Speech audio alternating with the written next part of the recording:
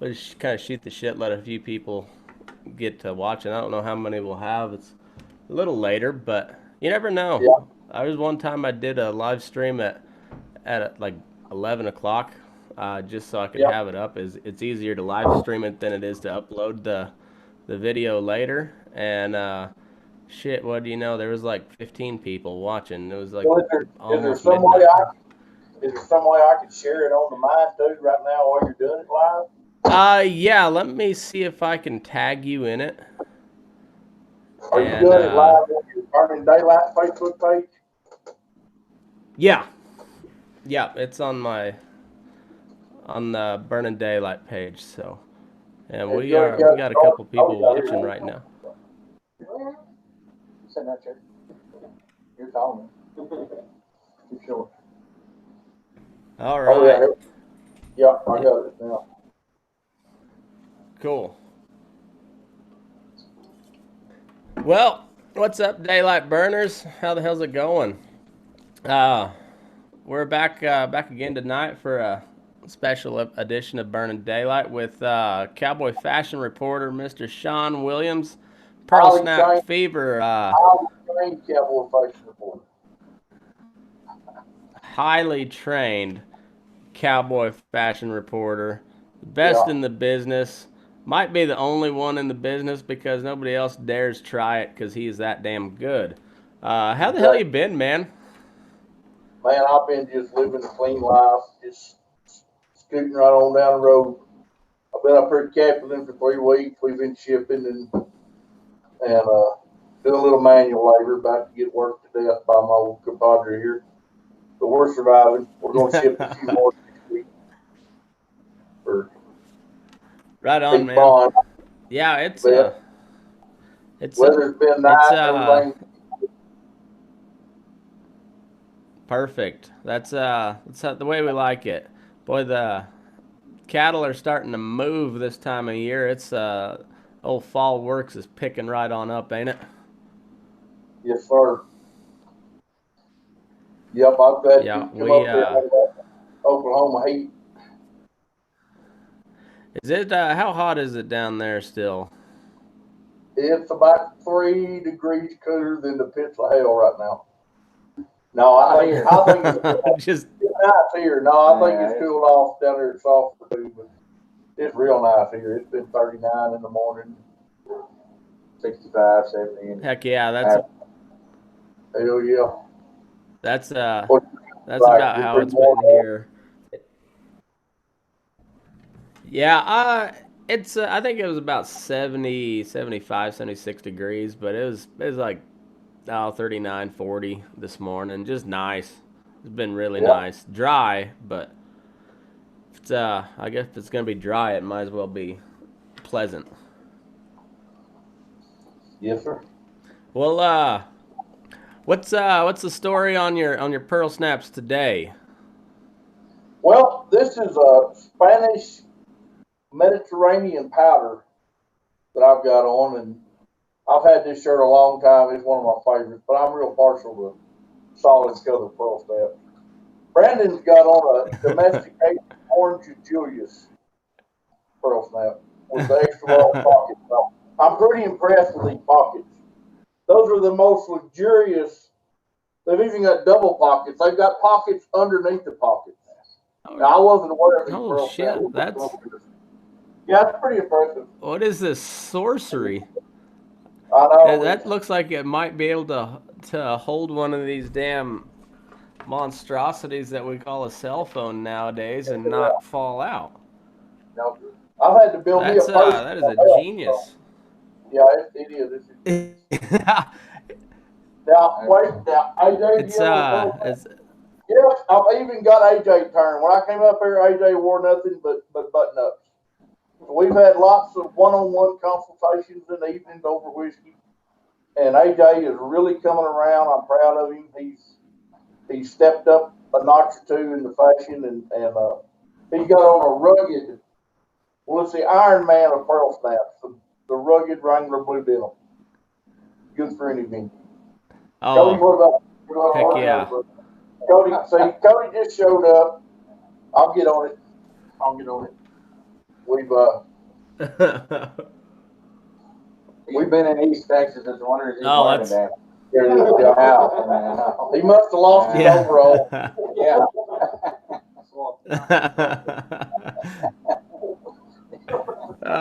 So I always wondered on them overall folks that every now and then get a horseback. Like, do you have to like grind a little spur ledge on the back of their heel? Because I ain't never seen a man wearing overalls and boots at the same time. Well, I lived in Arkansas for a while.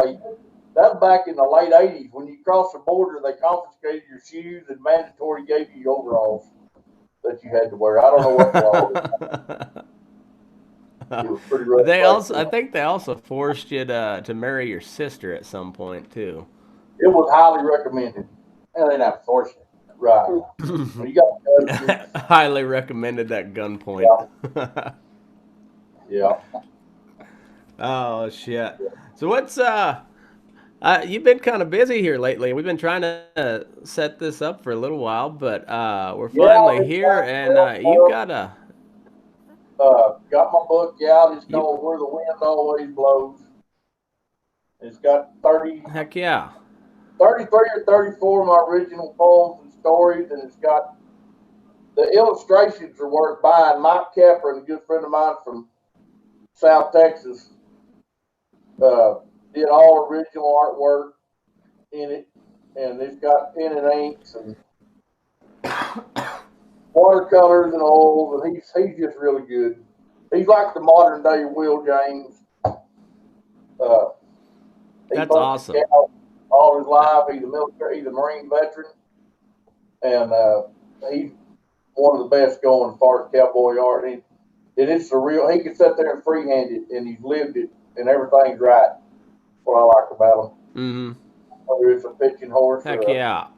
roping wreck or Mike is. If you never heard of Mike Capron, check him out. He's on Facebook and he's got his own website. And he hooked up with me last December, and one of my poems was in Western Horseman. They put me in the Christmas issue, and Mike did a spectacular watercolor of Santa Claus riding a bronc there in Round Pen, and just hell really, yeah. really, yeah, he's That's awesome. How long you been working on that thing?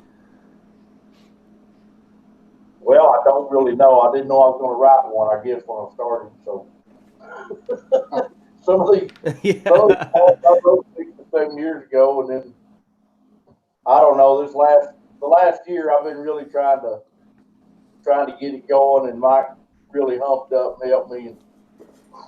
And Ed Ashurst out there in Arizona, I don't know if you heard of Ed.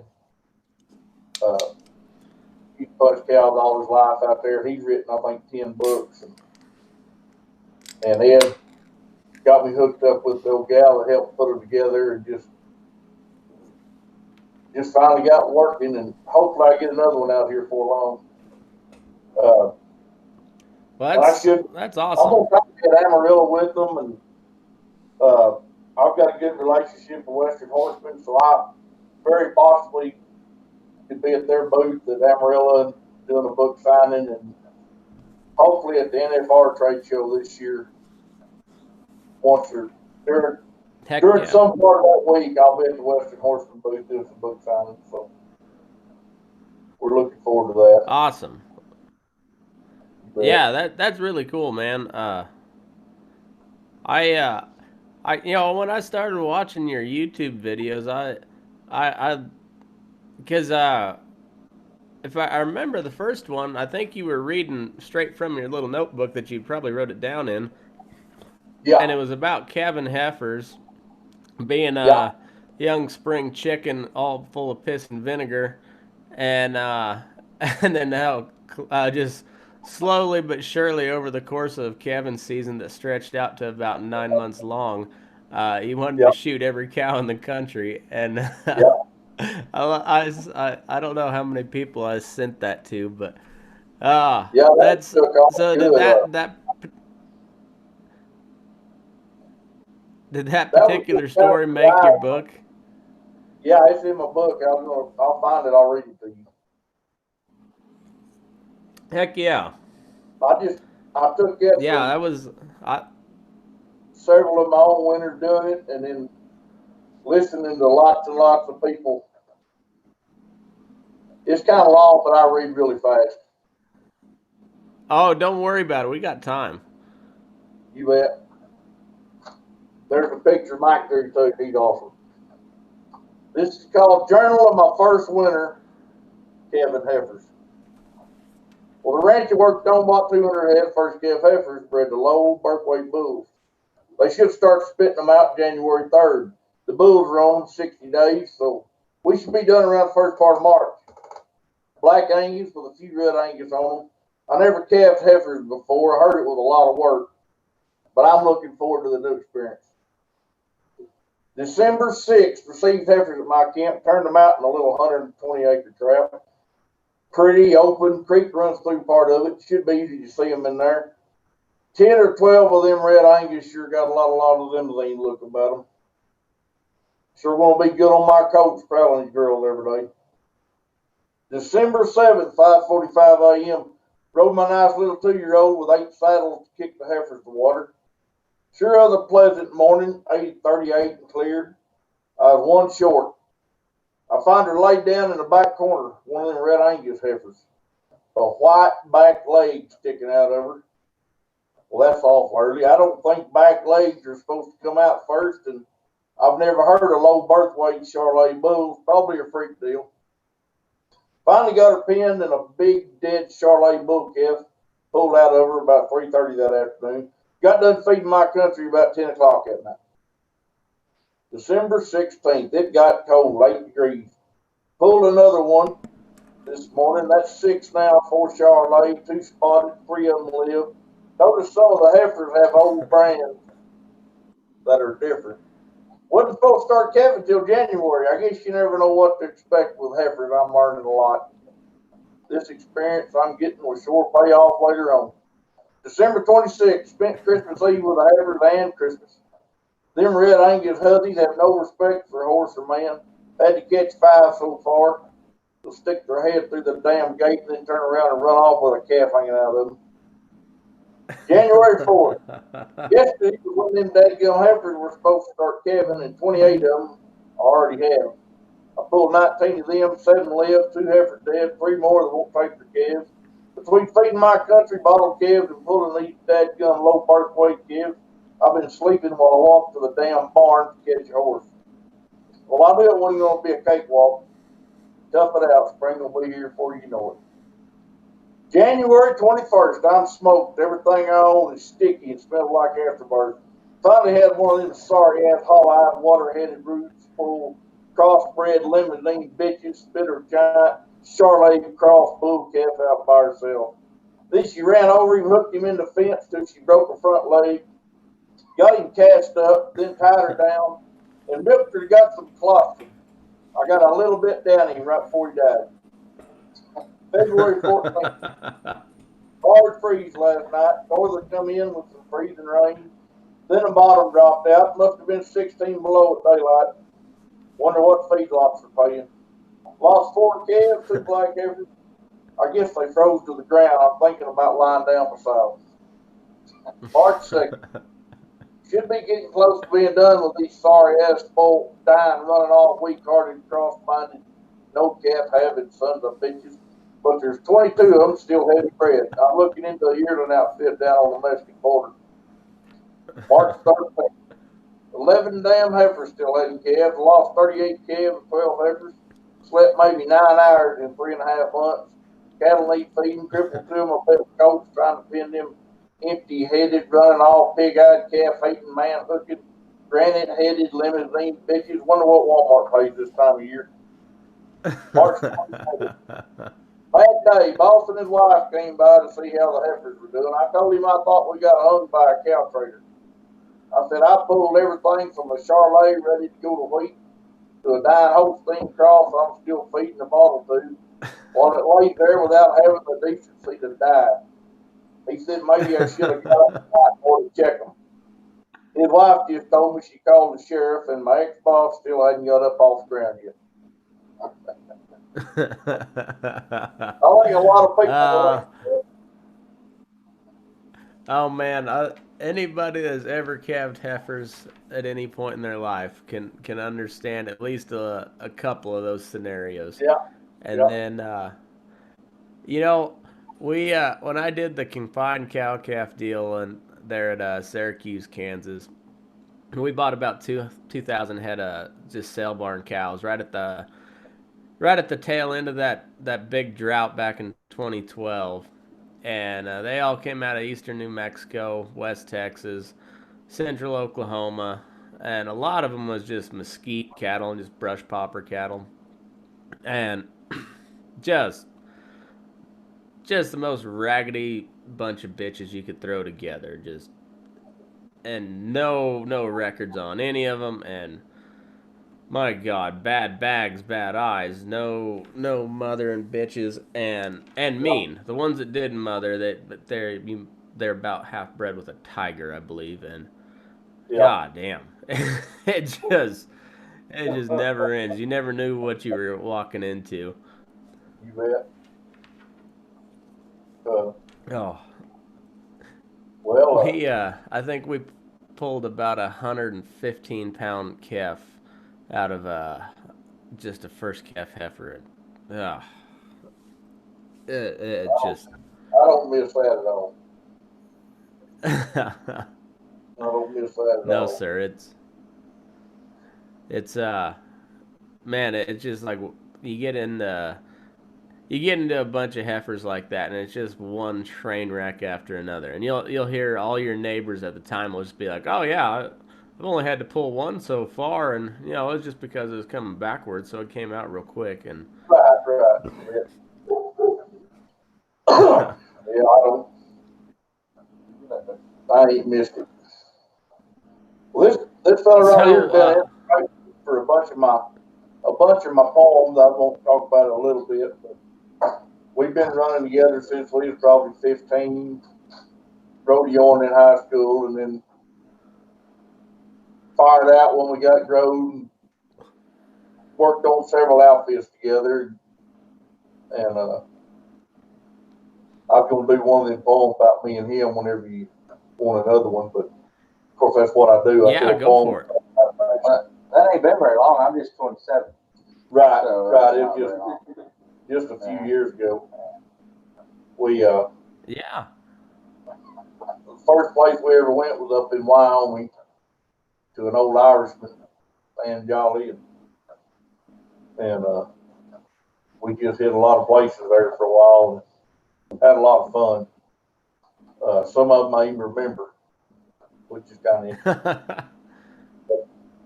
I called this one Wouldn't Change a Thing. Well, it always seemed when we was younger we didn't quite know where to be, but it never really made a damn because we was living wild and free. Well, hammered down that old pickup across the Oklahoma line. We was heading to Wyoming in the fall of '89.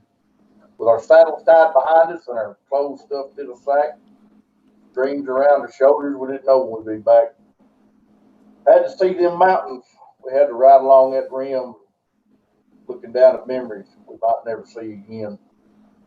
But winters in Wyoming, that just wasn't quite our thing, so we drifted down to Texas. Showed up just in time for spring. We rolled out at the pitchforks. We just tied on hard and fast. We towed the reins right to them. Didn't know how long it'd last. Croton Creek was flowing just below the sand. There was wilders waiting in the brush. You could make a hand. Well, 6 months is a long time when you're young and wild and free. You get to thinking somewhere else, place you ought to be. We headed up toward Brewster, Texas, where the cold north wind was blowing. The I-bar was shipping cattle, so we thought that's where we'd go. Now, roping on them ice fields out in that frozen wheat will make you ponder your profession as you're thawing out your feet. Well, that winter finally ended and we parted ways. We met again up in Montana. Seemed like it'd just been days. We ran them mares out of the Clay Hills, 200 head or so. Them old cranky Binion horses always seemed to make me sore. We near got in a gunfight. I don't think Ted was a bluffing none. We pushed it to the edge, but we damn sure had some fun. When I think about it, I wonder where it went. All them miles of horse tracks, all the moments that we spent. The years that blew right by us like a shadow in the night. A few regrets and lots of laughter. So I guess we done it right. I still can't wait till tomorrow to see what it might bring. Looking back behind me, man, I wouldn't change a thing. And it always seemed when we was younger, we didn't quite know where to be. But it never really made us damn because we was living wild and free. I've had a lot of people say they relate to that one. Yeah, I like it. That's I can think of not one guy in particular, but there's you know one a buddy for just about every scenario, and yeah, I that's always been the kind of the appeal of cowboy poetry, and I think kind of the appeal of what I'm doing here is it's just a bunch of us guys that and gals that we go out and we punch cows for a living. We take care of them, and that means shitty outfits. That means the best time of your life. It also means 16 below zero, and you still got you still got cows to feed. It's I think Yeah, so everybody it's always like the best stories for sure. yeah, for sure. And when you're out there just doing your thing, whether you're roping yearlings or fixing fence, whatever the case may be, washing tanks in my cases sometimes. But like you hear something like that, and it's like, yeah, I remember something. It wasn't a Bramer bull, but it was a big old Angus sucker that thought he was tough, and just you think about those, and then people that maybe not in this business, they kind of get a little glimpse into what cowboying's really all about, and it's not all just rodeos and Marlboro man. It's a lot of work that ain't very Yeah, glamorous a lot of and times, but when you suffered enough with somebody, you can have fun doing damn near. Me and him can have more fun pulling windmills than some guys have all day horseback together. I mean, when you suffer mm, together enough, it just makes a difference. yeah, I can it remember really walking down, does. me and him, one of our favorite stories. We worked for Nick Holt up there at Grover. Nick was a good old man. We both loved him to death. But this one morning, it was probably 30 degrees, drizzling, ice on the ground, coming straight down. And he wanted us to move some three-weight steers from one of his places he owned to another place about 3 miles down the road that he owned that looked about exactly the same. Anyway, we was kind of about half shitty about having to do it. We was pushing them down that lane. Well, we got off our horses to walk so we wouldn't freeze plumb to death pushing these poor little three-weights down this road. And I looked back behind us, and I'm not kidding, we had icicles that long hanging off the bits of them horses and off of Jeez. whatever little stuff we had. And we knew each other so well. All I looked over at him and I said, "Well, you got enough." And what I was talking about is, "You got enough money, we quit." And he knew what I meant. He just said, "No." So we just kept walking. I think we had about $12. Yeah, too far from that. Oh man, yeah, when I was over there at Syracuse, there was one winter we were AI and cows, and these were had calves at their sides, so we were stripping calves off, processing calves, AI and cows, and we hit the just happened to be the coldest stretch of the year. We were five. It was a 5 day deal that we did. Bred a lot of heifers that day or that week, heifers and cows, and We were like our ponies looked like they were just walking on stilts because they're just ice balls built up in their feet. And Right. and a regular old hoof pick wouldn't get at it. We were taking just a flat blade screwdriver and a hammer and just chipping it out of there until we could get that big Yep. ball knocked out of there, and then you could finally get around in and clean. But Yep. Yep. as you always look at those days, kind of the same thing. It's like, well, fuck, if I only had about 10 grand more in the bank, I'd just quit this bitch and and head elsewhere. But I never did. I'll say that. Yep. Yeah, if we'd had $10 more, but Yeah. Yeah. Yeah, $12. You get a You get really a cheap bottle of whiskey, and I guess you Yep. could forget about your problems for a little bit. That was a rough winter. Yep. Yeah, those days. It always seems kind of fun looking back on it, but I in no way want to do it again. I wouldn't now. I wouldn't trade the memories for nothing. But we and me and him, we've never ever claimed to be any kind of bronc riders, but it seemed like we worked at Holt's, we worked at Benion's that had a reputation for some of them, and it was a struggle for me and him a lot of times just to stay on them first off. But the best bronc ride I've ever seen in my life. One morning we unloaded on a couple of section wheat field out there in Groover. Of course, the wind blowing like it always does, and Brandon was on a little bay horse named Taco that Kenneth Finch started a few years before that, and I don't remember what I was on, but anyway, we split up, and hell, it hadn't gone 100 yards apart, and Brandon found a sick one, so I pulled up to watch him. Well, Taco hadn't evidently been properly warmed up, and of course we're tied off. From tied hard and fast, like always. And old Taco pops the cork, and like I said, me and Brandon never much ever tried to freehand one. We had extra arms, we'd have held on with all four arms. We'd had them, you know. I looked down there, and old Taco, he'd getting it on and pitching and spinning pretty good. And he's jumping up in the air, and Brandon found this son of a bitch with his rope. I thought, God damn, he's pulling some Will James shit. You know, I was impressed. And we made Morgan come back to the trailer. I said, by God, that's a hell of a bronc ride. I said, what the hell was you doing patting that son of a bitch? He said, my leg was stuck through my damn loop. I couldn't get bucked off. He'd have drugged me to death. All right, trying to get that loop off his leg and just rode the shit out of him.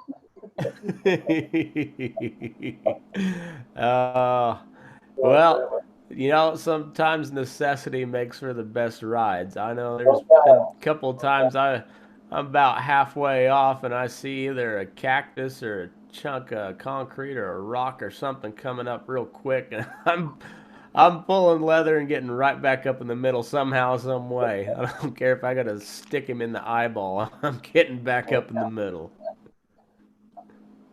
Yeah, I think you hurt me bad to stay on one and get bucked off anymore. But I try to stay off of them.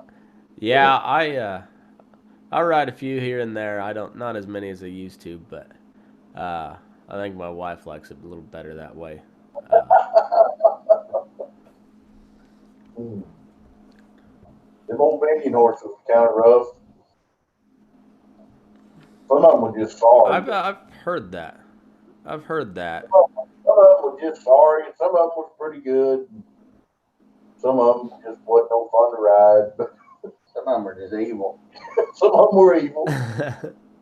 Yeah, it's funny how I drove up from Oklahoma, and Brandon gave me this nice gray called Houston. I just got my Brad McClellan saddlebag from getting a second tree put in it, and I saddled Houston on that plank floor of that barn, and Brandon forgot to tell me he's a little bit cinchy. And that son of a bitch flipped over. And I mean, I hadn't even got to ride my damn saddle since I had the tree. and he broke that damn tree slicker. So I got on him. I got on him and grabbed my knife latch and just tried to kill him. And he bucked into the fence, crippled me, and tore my bridle up. So the whole thing was very good. It just worked out swell. Yeah. I wouldn't have done that. You're riding one of my saddles. I really wanted to back. I injured him. That's true. Yeah, that's true. That's true. Yeah, it's funny how different outfits are known for their horses. There's some guys that that horse bucks even offers to buck. I'll ship them on down the road. We don't need that here. We got shit to do. And there's other ones that. Yeah. Yeah, and there's other ones that shit if he don't blow at least twice first thing in the morning, they don't even want him because then he's got no try. I never was like that, but like the Diamond Age up here in Arizona, when I was out, I never worked at the Diamond Age, but they've had a reputation, worse than Binion's or any of them places. And I still talk to a lot of guys out there, and they say the insurance got so bad about kids getting hurt that the removers general, they just pretty much shipped everything off that was treacherous. And I know a lot of guys worked out there, and they had some horses that went on to be good bucking horses, rodeo horses that they'd ship sometimes. I'm glad I missed. I was at the ROs. Them horses were plumb gentle.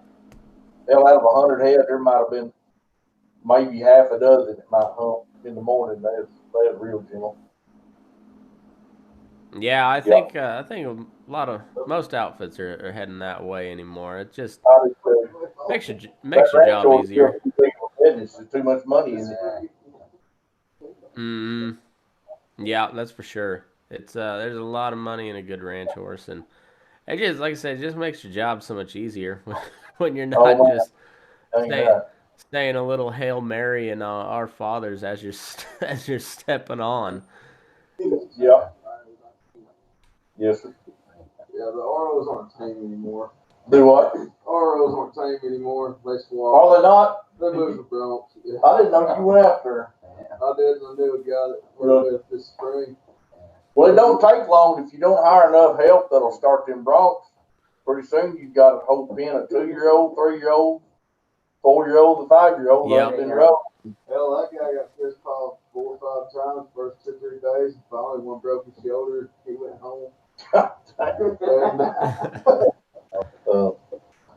when we were at Hopesville, there was 80 head of horses or so. Yeah, that's right. And that damn remuda, anywhere from 3 to 10.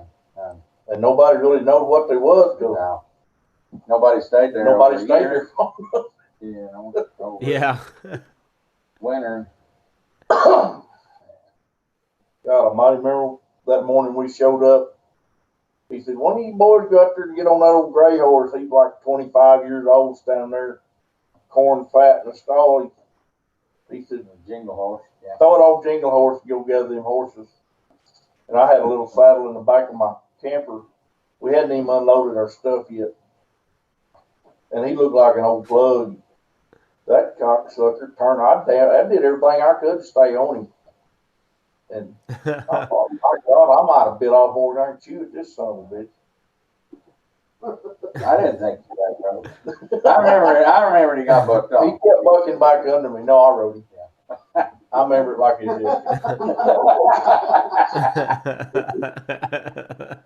He had rail marks on his eyeballs. He was an asshole.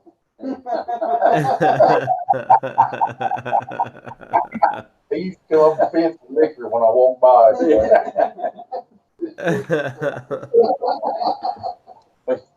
We gathered horses. Oh, shit. Old Nick. There we threw all them horses together. Hell, he didn't know them either. He thought he did. Hell, there's a big old dun horse. I roped him out of there. He come just balling up the rope. Oh, that's a good one there. Oh, you like him. Fall at me. Yeah. Hell, I don't think so. I really wasn't trying to rope it. I just missed. Nick was one of them. He wanted them to buck. Oh He yeah. didn't care if they did anything else, but he wanted to see them buck in the morning. Yeah. He just loved it. His favorite line was, "I've never seen him do that before." Shawn, were you ever at the Babbitt? Guys No, I asking here on the live. The ROs is the only one Yeah. I put out on out there. Well, I went to the north rim of the canyon and you know, tried to go through all the single women I could. I mean, all the dudes I could there, and then I went to the ROs for that fall wagon and come back to Texas. And I wished I could have worked at the base. Yeah. Yeah. I know several people that's worked out there, but I'd like to have seen that country. Yeah, that Arizona, that's a little different ranch country down there. Yeah. Yeah, I wished I could have went back and seen more of it. It's neat country. Yeah, for sure. So who was the worst offender for having the bronchiest horses that you worked for? Probably Binion. Oh yeah. For me, for sure. Yeah. You can bet it. You can bet it. I don't know which street. 95% of them are going to buck a little bit, you know, Yeah. run off or flip over or something. And I mean, I'm not making myself out to be a bad horse rider, because I'm not at all. We just, you know, you figure out how to get by them, and Benny wasn't live then when me and Brandon was there, and they said Benny was real adamant on riding everything. I mean, they had a whole damn pasture full of stuff, 5 past and up, and nobody knew if they'd been rode or hadn't been or how much, and you know, and they weren't quite good enough to sell as bucking horses for Cotton Ross and bucking. Yeah, but Yeah. But when Benny was there in the wagon with that, they said they've all put 5, 6 saddles on one of them 5-year-olds and sent him the wagon, you know, whole 10s of them. And I know Rick Nolan worked up there in the late 70s and 80s, told me about it. A few other guys. He said he never got bucked off. Oh, he did. Yeah. Him and Randy Michael, which, you know, Benny's son-in-law, he never got bucked off. Is that right? Yeah. That's something. Yeah. I know I did. I got bucked off. I got bucked off 6 times one day. You got bucked off the rattlesnake then. I did. Tell them why it wasn't 7. Wasn't 7 times in one day, because I was about You wouldn't get back $200 from the barn, and I told the Cowboys they could fire my ass. I didn't care. I was not. You get back on it. It did no good. It was no good for me to get back home because you cut me off again. We've got a request to tell the story about nearly getting shot at Binion's. Oh, I don't know if we got time for that. I don't like that part of all of it. The which one? The quitting part. Oh yeah. Somebody requested it. Yeah, here on the live stream. Well, I'll try to go through it fast. All right. Well, Ted come up there and he was under a federal indictment, so he wasn't in a real good mood to start with, right? No, Ted had some addiction problems. Yeah, well, Anyway, they run longhorn cattle up there, have about 1,500 head. Well, they decided to buy some crossbred heifers, got some black baldy heifers, about 100 head. And we got them in, and we're going to drive them west out there to the Missouri Breaks for the rest of the summer. About, 10, 12 miles, probably 15 miles, maybe. Yeah, there's a ways out there. I know we weren't exactly 6 because we timed it on the pickup on the way back, but out there in the breaks, there ain't a lot of trees, and there's feed roads going across the ridges. They're real steep, and then black baldy gentle heifers, they just log along.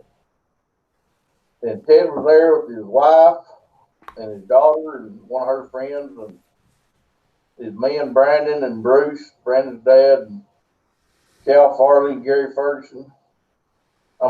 Edwards, and Greg Severe. Greg was running it. And Ted had kind of got off on some stuff that morning and just kind of running people down. And I don't remember the whole deal, but he aggravated me enough. I about decided I was going to quit when I got back to the house. I just kind of I was young, you know how it is. Didn't take much for me to quit. And so we was riding along there, and I was kind of back on the drag. Well, this heifer stopped the drag.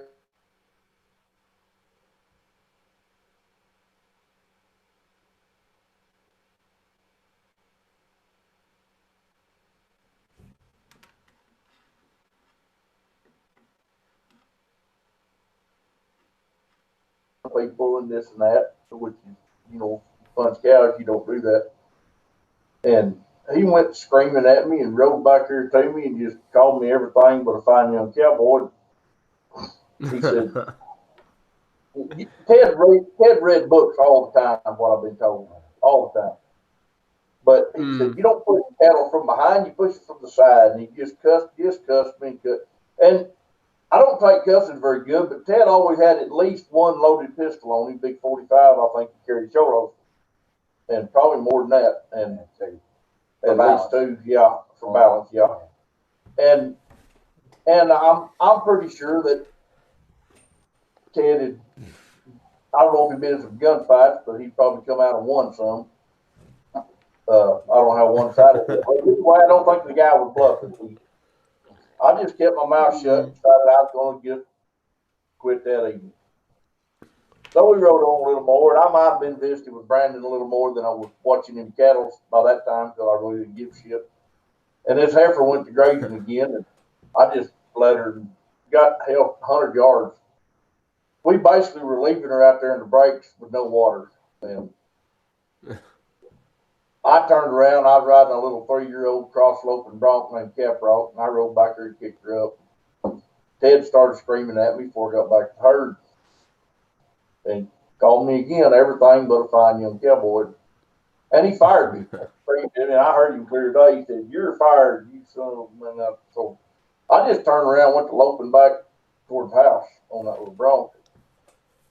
And I hear everybody hollering at me, Brandon and Gary and Bruce. And I look back there, and Ted's coming at me at a dead run. I'm about 100 yards back there now. I didn't know what was going on. It looked good, you know, and he's on a great big bowed up sorrel horse. I knew I couldn't outrun him. And I damn sure couldn't out-gunfight him because all I had was a dull pocket knife, you know. That wasn't very hard. And I wasn't sure what I was going to do, so I stepped off and decided to try to rely on my cat-like reflexes to maybe sidestep it when sidelined my horse and knocked him down because there wasn't even no trees to climb. Well, he slid up. He slid right up there against me and again called me some choice names. And he said, "Well, you quit me in the middle of a drive. You ain't going to ride my horse back." I said, "Well, no, Ted, you just fired me." And he wouldn't have none of that. Quit fire. It's all the same. Quit fire, yeah. So I settled No more checks for you. The only satisfaction I got out of it, he said, "Here, give me, I'll lead him in." I said, "No, you ain't taking my damn bit." So I jerked my bridle and kicked him in the belly. And I looked up, and Brandon was up there at the edge of the herd, and he was unsaddling his horse too. Kicked him in the pecker. So kind of a bonding moment for two dumbasses. Yeah, when I look back on that. Yeah. Yeah, I had a poor return on that. Yeah. Anyway, I had my saddle on me like some guy in a big western going to walk across the desert. And Brandon said, "Well, I done had it. I mean, boy, there's a saddle. There's a road all the way back there, so we always drive a pickup back down there and get them." Good point. Well, I hung out with me. So, that's how we go for 6 miles in the Missouri breaks. That's how big of a hike we took that day. So we get back By the way, on the way in, now we're out in the plains of Montana, which is fairly arid country. You remember that pelican we saw flying over? We did, yeah. I thought that was neat. And I've had a guy since then on Facebook say that they come from the Great Lakes region over there by Minnesota. Anyway, thought you'd enjoy that. So anyway, we get back to the house, and I'm waiting till I need my paycheck so I can go see other country. That evening, they get in from the cow drive, and Greg said, Ted wants to see you over in the house. So I thought, well, surely you're just going to cuss me a little more and pay me. I'll just get the hell out of here without being shot to death. Well, he cussed me. She cussed me some more, but he didn't pay me. So anyway, I went down to just gather with the last of my little remnants out of my little house down there, and locked all my guns up for some reason in my camper. And me and Brandon lived side by side there in 2 trailer houses, and a couple of my buddies come sliding down there, Gary and Cal. He said, God damn, Shawn, get out of here. He's coming down here to kill you. And he pulled up right behind him. I had a double barrel shotgun sticking out the window. And my pickup was running. My keys were in it. My camper was locked up. So we had a Mexican standoff. I stood behind my camper and made myself a little bit watching him. And he never did shoot me. Finally, Brandon come out and talked to him. And I decided he wasn't going to kill me, and I walked over there. So anyway, we called the sheriff, and everybody survived. But that's all there was to that one. You were going to kill me instead of you since you weren't handy. Right. Yeah. I think he just wanted to kill somebody at that point. Just off the edge off. I don't know. Anyway, I went. First thing I did was unlock my camper and got my pistol stuck in my belt, and the rifle stuck beside me, and I drove straight to the Hell Creek bar in Jordan and ordered me a shot of whiskey and a pack of cigarettes. I sat there and smoked cigarettes for a while. Kind of hard to do. But anyway, that's all that amounted to. That's pretty good. Yeah, it could have. It could have. Yeah, sometimes I think I might should have been a little tougher and done things different, but then again, I might later and bled to death on them Clay Hill. Hell, I don't know. Who knows? You wouldn't have had near as cool a story to tell about it. I mean, somebody else would have, but you wouldn't. Somebody else would have a really cool one. I thought we got scared. That's fun. Anyway. Yeah. Oh shit. So you're kind of on tour now with this book here and there. So you're gonna be where at? Well, like I said, I'm gonna try to make it to Amarillo, and I'm kind of working a little bit with Ross Eacock's Western Horseman. He's been real good to me, and we're supposed to have some Christmas cards coming out here, hopefully in about a month, through them with part of my poem, my Christmas poem, and Mike's watercolor. So I hope that works out good. He's got that okay to him, and then hopefully some other stuff will generate. I've been doing some, for instance, Cody Garnett up there in Paul Husk's got the Ben Johnson Museum, which is a really, really good place to go visit. And Cody's hired me a couple of times to go do some stuff up there with him. I had several deals booked for this year to speak, and of course everything got canceled with the way the world is right now. So hopefully we get back, and I'm looking for any kind of corporate gatherings, banquets, anything that's got an entertainment budget. I can probably undercut whatever other entertainers you've had. I won't be quite as funny, but I can't undercut them. So. But he is cheap. You'll be the poor man's Rodney Carrington. Yeah, something like that.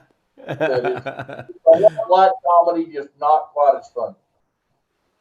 Yeah. I was scheduled to go to Idaho in November. That was my biggest deal. I was really looking forward to that, and they had to cancel that. I was going to be the keynote speaker at the Idaho Cattle Association's year-end banquet, and they said they just booked me for next year, and hopefully things will work out. And then I had some stuff in Kansas I usually go do every year, and everything just canceled. So Red Steagle got canceled. That was let down. I got invited back there, and that's a lot of fun. So Yeah, just trying to stay positive and hopefully get some stuff going for next year. Right now, and just stay down and work till then. well, I think if you can hold out till about November 12th ish, when we finally figure out who wins, then I think the COVID thing will kind of go away, and then it'll just be more arson. I think that's probably what we're gonna be facing after that. But I arson's not airborne, so I don't think you have to quarantine for that. There ain't no telling what they'll come up with. I don't know, man, but I think arson is called climate change, isn't it? something like that. Yeah, I think it is climate change. Is what they? It's hard telling. I know Biden did go back to global warming, but I hear when you're slipping into dementia like that, you kind of slip back into your happy place. So back when he was at the height of his deal was the 90s, and they were still calling it global warming then. So Yeah, I you're don't right. know. Back when Al Gore was hot on it.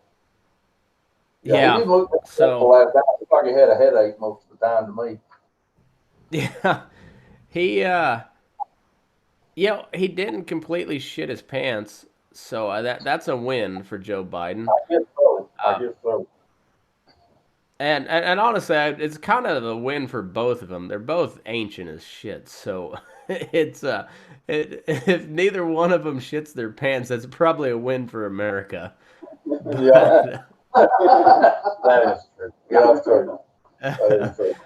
But I love Trump. I still love him. He's funnier than hell. Does people say he's rough, but it's like a defensive tactic. He's got to get out there before they hit him, because they're going to hit him with something else. I mean, he's the only one that could have survived any of that bullshit they're doing. But I better not get plumb into all that. I'll take it all back. Oh yeah, I know how that goes. It was it was kind of a shit show last night. I think Trump won running away with it, but he did in my book. He beat the hell out of Chris Wallace, and Joe, he just kind of stumbled around mudding stuff. But Chris Wallace is.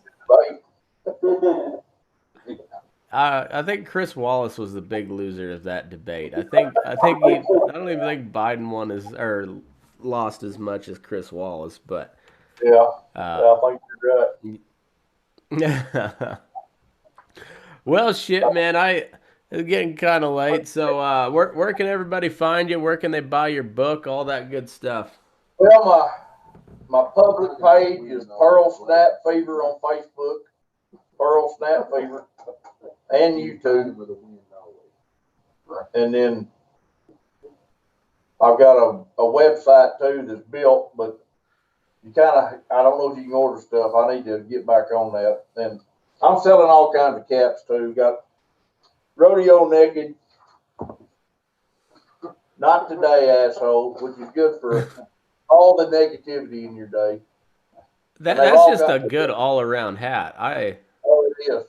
Yeah, my good buddy Justin Johnson come up with that 3 or 4 years ago at my drunk dummy roping, and then a friend of ours named Walker made it really famous at a roping last year we were all at. And hell, I won the buckle, matter of fact. You can't see it because my belly's in the way. But we had a drunken section near the end of the arena. And every time somebody had missed, he had hollered, "Not today, asshole." And all these catch-22 $25 Wild Bitch. And I've got some ladies Cowgirl Wild and Bronchi Chick. So anybody want some cats, just holler at me on Facebook, or I've got an Instagram too. I just don't understand it much. I go over there once in a while, but mainly Facebook. And I try to keep YouTube up too. So. Right on, man. Well, shit, man, it was a fun time. I enjoyed it. Let's do it again soon, and I appreciate it. You're sharp. I'm impressed. Oh, thank you. Yeah, that's kind of a Pacific Crest blue pearl stamp you got on there. I wasn't sure of the exact tone, but yeah. Well, you're not you would approve of it. That's good to wait and just stay calm and let me handle it. Yeah, see, I dabble, but I leave it to the professionals. There you go. That's good. That's good. Awesome, man. Well, you fellas have a good evening.